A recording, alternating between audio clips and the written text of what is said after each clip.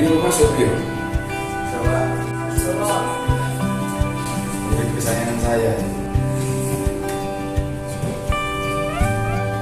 Baik, sebelum pelajaran dimulai, mohon kepada kepala kelas atau yang mewakili untuk memimpin doa. Sebelum memulai pembelajaran pada pagi hari ini, alangkah baiknya kita berdoa terlebih dahulu. Berdoa dimulai. Rabbi shrahli sadri wa yassir li amri wahlul 'uqdatam min lisani yafqahu qawli. Amin. Baik, anak-anakku sekalian, untuk pelajaran hari ini yaitu kita bahas tentang masalah IKD PAMI melaksanakan perawatan jenazah. Anakku sekalian masih ingat pelajaran yang dipelajari kemarin tentang apa? Tentang sudah bisa mengaplikasikan dalam kehidupan sehari-hari? Bisa. Apakah masih berbohong sama orang tuanya? Tidak. Harus hidup jujur sama guru, sama siapa lagi? Sama teman. Sama orang lain. Oke, karena hari ini adalah pembahasan tentang bab menyelenggarakan perawatan jenazah. Tahu jenazah? Tahu. Apa jenazah? Mayit. Jenazah kalau dalam bahasa Arabnya, tapi kalau dalam bahasa Indonesianya orang meninggal. Oke, perhatikan. Kita sebagai umat Islam memiliki kewajiban yang harus dipenuhi oleh semua umat Islam. Makanya di agama Islam itu orang kalau sesama ini saling tolong. Kalau ada orang meninggal, kewajibannya kita sebagai orang Muslim memiliki hukum. Namanya hukumnya apa kalau di merawat jenazah? Fardu kifayah. Oke, coba perhatikan. Di melaksanakan perawatan jenazah itu ada 4. Yang pertama apa? Yang pertama, kewajiban kalian kalau ada orang meninggal yang harus disegerakan itu adalah apa? Memandikan. Baru setelah memandikan apa? Mengkafani. Setelah mengkafani, menyolati. Setelah menyolati, kubur ya. Oke, dalam mensolati, apa artinya mensolati?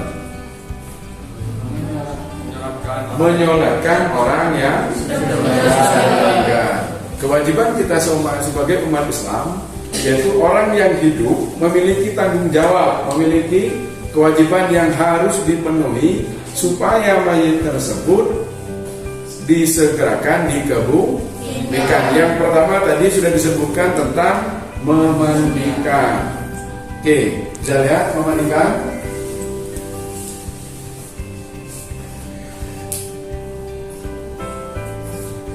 Oke, perhatikan, di memandikan ada beberapa langkah atau tindakan yang harus dilaksanakan saat kematian. Yang pertama, segera mengantukkan atau memejamkan mata karena saat ruh sudah dicabut, mata jenazah mengikuti arahnya. Coba perhatikan. Nah, ini menjadi kewajiban kalian kalau ada orang meninggal dunia. Biasanya setiap mayit itu kan berbeda-beda. Ada yang meninggalnya dalam kondisi tersenyum, ada yang meninggalnya dalam kondisi mata terbuka, istilahnya mata mendeli. Ini kan kewajiban supaya tidak menjadi fitnah orang yang ada di dekatnya, keluarganya. Silakan matanya segera ditutup, dibaca dengan asyhadu an la ilaha illallah atau la ilaha illallah, ya segera tutup. Baru kemudian kewajiban kita melenturkan persendian. Makanya kalau orang meninggal, langsung segera disedekahkan supaya ketika nanti proses dimandikannya dia tetap posisi dalam keadaan sedekah. Lanjut, di dalam memandikan jenazah ada beberapa syarat. Yang pertama, harus beragama Islam, didapati tubuhnya walaupun hanya sebagian. Hal ini terjadi pada jenazah yang biasanya mengalami kecelakaan jika ada langkah bersihkan terlebih dahulu, bukan karena mati syahid. Nah, ini yang menjadi syarat yang pertama. Kalau ada orang meninggal, misalkan itu meninggalnya kondisi sehat, dia sebagaimana biasa harus diproses memandikannya.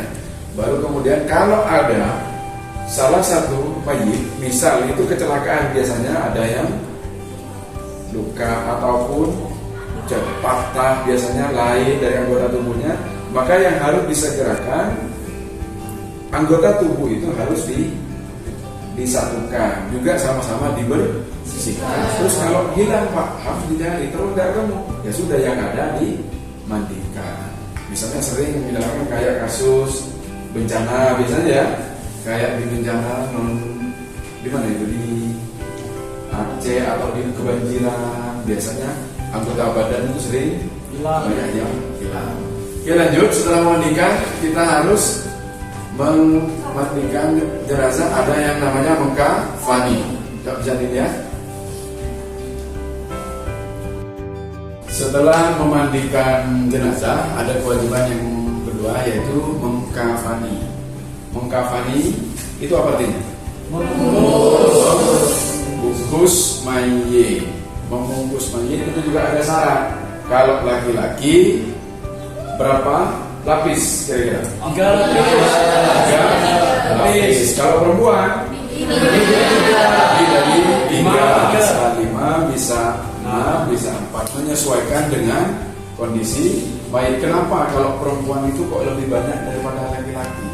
Karena yang perempuan mulai dari kepala itu dibungkus dengan jilbab, terus juga dilapisi dengan sewek, ya.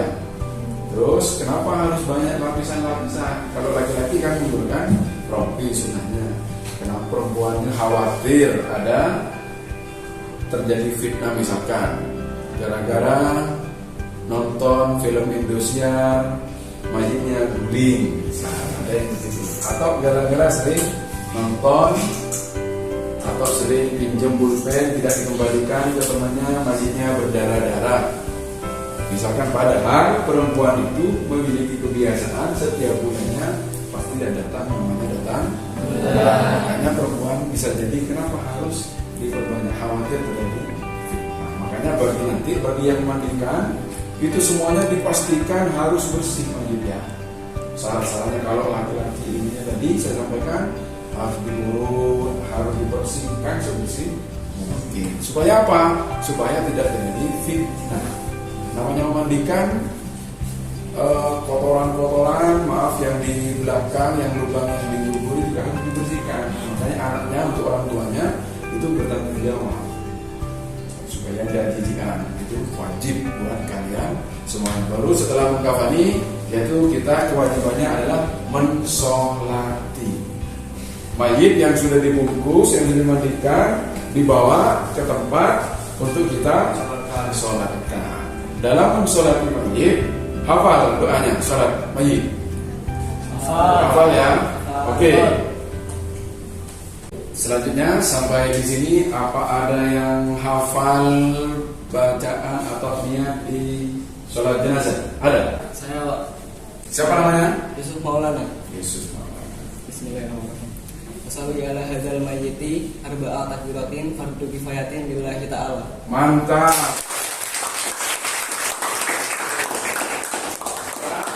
Kalau tadi sudah dari yang laki-laki, ada yang mewakili dari perempuan kalau niatnya bacaan sholat jenazah? Saya Pak. Oke, silakan. Bismillahirrahmanirrahim. Usolli ala hadhil mayyitati arba'a takbiratin fardu kifayatin lillahi ta'ala. Mantap.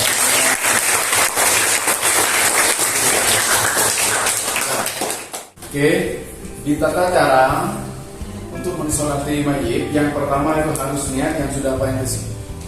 sampaikan tadi teman-temannya, kalau laki-laki usolli ala hadzal mayyiti arba'at takbiratin fardhu kifayatin lillahi ta'ala. Dilanjut takbiratul ihram, Allahu akbar.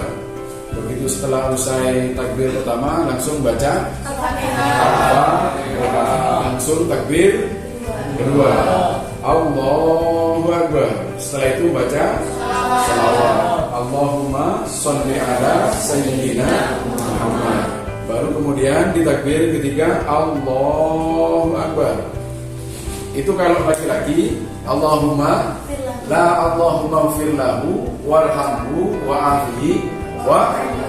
Kalau perempuan Allahumma ighfir laha warhamha wa'afiha wa'fu anha. Baru takbir keempat baca Allahumma la tahrimna ajrahu wa la taftinna ba'dahu waghfir lana wa lahu. Sudah selesai semuanya, baru ucap salam. Kanan dulu, assalamualaikum warahmatullah.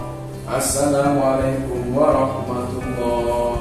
Itu sudah selesai. Proses namanya merawat jenazah. Apa yang pertama?